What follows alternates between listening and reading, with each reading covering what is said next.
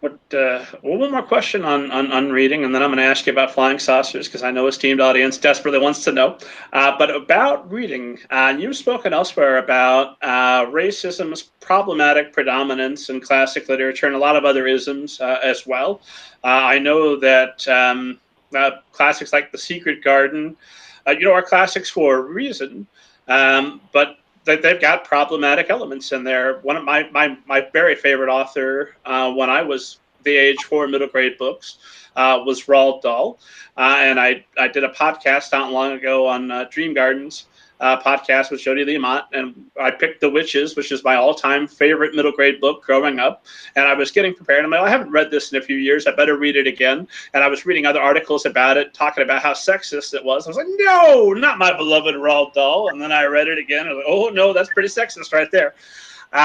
So what is the proper way to deal with these classics of literature for young readers? Because we don't want to forget where we've been, where we've come from. But how do we discuss these books as classics without also discussing but by definition, the progress that's come since then? I think you need to discuss that. I think, I wrote a blog post for the Nerdy Book Club that I encourage everyone who's listening to this podcast to just Google Nerdy Book Club and my name, Padma Venkatraman, and Classics, Colonialism, and a Call for Change. I think that was the name of the blog post that I wrote. And I think that's an important blog post that I did. It doesn't say anything about my own work, but I think it says a lot that needs to be heard. But I do think that some things that we can do when children have books like that are to make sure that we discuss them, to discuss these elements in them after the child finishes reading the book. And it's easy with certain children. It may not be easy with other children, but somehow, somewhere, you need to actually have that conversation about that book. Because otherwise, if it's a child like my own child, then maybe they will look and understand the racism because they have experienced it. But if it's a child who has never experienced racism, then what they're imbibing is that it's fine to be like that. It's okay to have this protagonist, this hero who is racist. And that's not a great message to give to a child. And I think that's what we're doing. Or these other subtle isms that are in these books are also then being imbibed and being inculcated in a way. Maybe not inculcated is too much, maybe just imbibed, and then become potentially seeds of insidious prejudice that we may not even be aware of. And so I think we need to just be careful of that, to have conversations that are open about the topic in general, about the book in particular, if that's possible. And of course, that always is a problem that one faces when one has a reader that is a voracious reader, which is a fantastic problem to have, is that the child then starts to read so much that you can't possibly keep up with the child. But then you may need to have conversations about these topics very openly and say these things show up in many of these books. And for instance, I've read that blah, blah, blah, in which it shows up. Has it shown up in any of your books or whatever else? So that we have that give and take. You have that discussion. You at least open it and allow. In that particular case, it's not through a book. So I think it's fine to educate and to have that conversation and that discussion with a child. In fact, it's very important. It's vital. I don't think you should go on without that discussion. I do think it's imperative to have that discussion be part of what's going on. With some of these classics, I do wonder if we need them. I also think there are ways to pair books. So if you have The Catcher in the Rye, for instance, which is about a young white man who comes from a very wealthy background, doing things that only he can do, because nobody of color would be allowed to do that in this country, and nobody who is a first-generation immigrant would dare to do anything like he does, because we would be on the next boat back home if we tried. And so there's sort of a level of privilege that book reflects that needs to then be examined, that needs to be discussed, and then maybe there's a way to pair it with another book. If you're going to read Joseph Conrad's Heart of Darkness, for instance, which is written in very lyrical language, but reduces the entire continent of Africa to one sort of blotchy, smudged, blurred backdrop to a white man's descent into insanity, then I think you need to read Chinua Achebe to balance that. Things fall apart. Or somebody else. There are so many other brilliant African authors. Nnedi Okorafor. There are others as well that that I can think of and that I don't necessarily want to all list, but there's so many other people that you can think of and read. And so I think if you're going to read that, or if you're going to read about India as seen through this prejudiced white woman's eyes, then you need to read an Own Voices book. If you're going to read The Secret Garden, which was written by this person who had a colonial idea of things, then read The Bridge Home.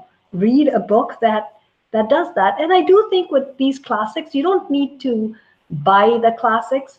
Borrow classics from the library, buy the books of living authors. And I mean, I say that now, and it might sound like a joke, but it is so true, because more and more we're starting to see human beings who don't understand that if you are going to appreciate and enjoy or experience essentially something that is given to you by somebody who has created something, by somebody who's creative, then you need to support that person's creativity, not take it for granted, and I think that's something that's important as well. I think, supporting independent bookstores, supporting people is important. So I think classics, there are plenty of them in the library. Read them. I have no problem with you downloading a classic free of charge. I have no problem with you doing any of that, because I think I love that you compared my work to Dickens, and the Bridge Home has been called actually Oliver Twist meets Slumdog Millionaire, which I thought was a very kind of an apt description, a catchy description of the book. But if Dickens's great-grand-grand-grand-grandchild doesn't get a cut of his royalties, I couldn't care less. No, here, I agree with you. Buy our books. So, I 100% endorse that. Yeah, I mean, I do think, the books of living authors, and then go to the library to read the dead ones. We need to keep our libraries up. I think libraries are so important. This is National Library Week, and I think we have to support that as well. And I think that's something else that you can do. And then, ultimately, you are the one that makes the classics of tomorrow. You make those choices. Do you think these classics have enough in them that they need to be read and read? I mean, I'm not talking about all of them. I'm talking about all of them now at one shot. And there are obviously exceptions, and my exceptions will not be your exceptions, et cetera, et cetera. But can we make a concerted effort to question whether these classics need to be classics, whether we really love them enough to pass them on, or whether there are maybe new books that are equally as interesting that we then read? So invest time in reading new books that are out there, especially for children, because maybe you can put a book that isn't a classic into a child's hands, and it will do exactly what that classic did for you. So look at what's coming out now, what has been around for a while, and maybe put those books into children's hands. I mean, Mildred Taylor's Roll of Thunder, Hear Me Cry.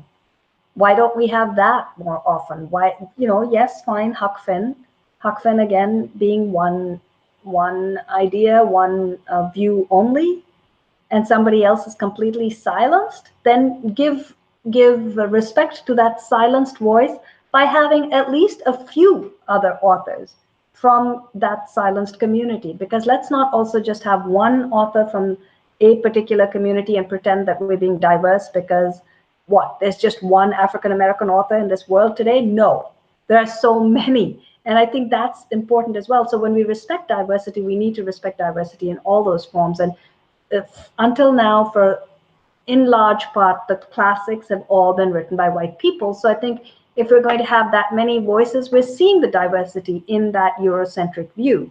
Let's also see the diversity in every non-Eurocentric view as well, in every sub-community that we can think of, in every culture that we can think of. Let's be truly multicultural, let's be truly diverse, and let's examine that as well. And again, I do think there are so many brilliant books that have been written since the classics, that we can create new classics to go with some of the old ones as well.